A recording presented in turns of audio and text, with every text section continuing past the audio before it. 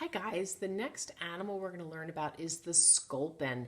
It's a fish and it lives in the tide pool. There are not many actual fish that live in the tide pool, so this is a very small fish, and it lives down in the sand, all the way down at the bottom, and it tries to camouflage in the bottom because it's sort of an animal that a lot of the other animals might want to eat. So its main protection is to camouflage itself so they don't see it. So it sort of stays way down low by the ground so that the other animals don't notice it.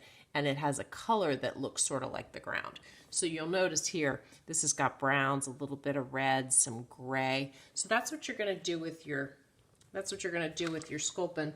You're going to color it with those colors. So I'm going to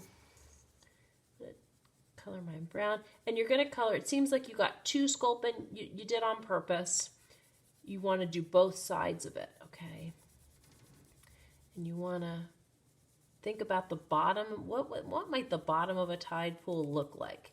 It might have some rocks, it might have some sand, it might have some other shells. So you want to think about those colors when you're coloring it, because that's what it's going to try to look like so that the other animals don't see it. And they don't move around a lot. They don't like the wavy part of the tide pool, so they try to stay away from where the waves are coming at them hard, because they don't like that.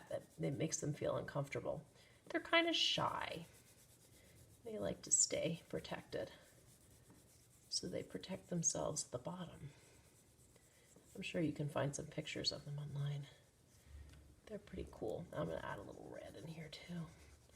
All right, so then you're going to do the same thing with this side, but you don't need to watch me color twice.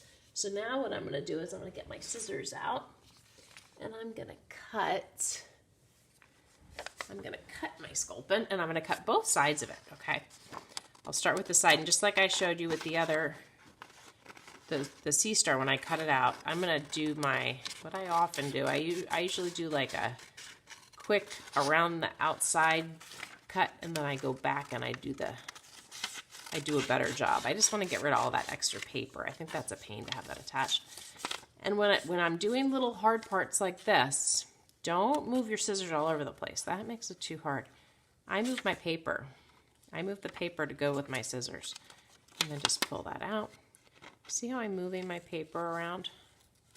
And I slowly am cutting. I don't do little, because if you do this, like little itty bitty things, oh my gosh, it takes forever, right? So I go kind of to the end of my scissors, and I just go really slowly with my cut.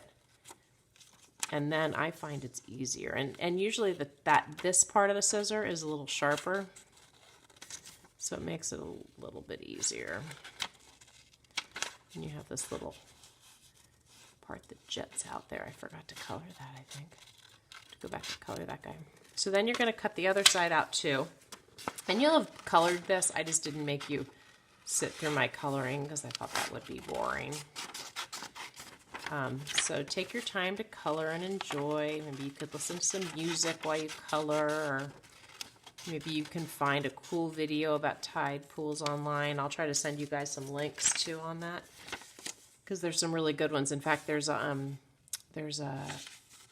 live cam in a tide pool down the Long Beach Aquarium, I think it is. Down in Southern California. They have a live cam that you can watch what's going on all the time in their tide pool. It's really cool. So I'll send your parents the link, because that's kind of a fun thing to watch.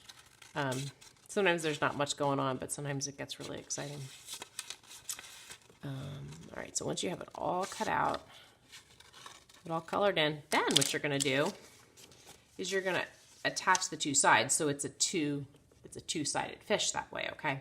So what you're going to first do is I'm going to take my stapler first, and I'm just going to staple the bottom part. If you don't have a stapler, you can use tape for this too. You could even use glue if you really wanted to, but I think glue is just a little trickier to work with sometimes. So I'm just going to staple bottom, and then what I'm going to do is leave a little gap there at the top, and I'm going to stick like a tissue or a little piece of paper or something in there, so it has a little bit of, that gives it a little bit of dimension. And then you'll do this. And then you can attach it, oops, excuse me. You can attach it to your tide pool in a little bit. All right? Thank you.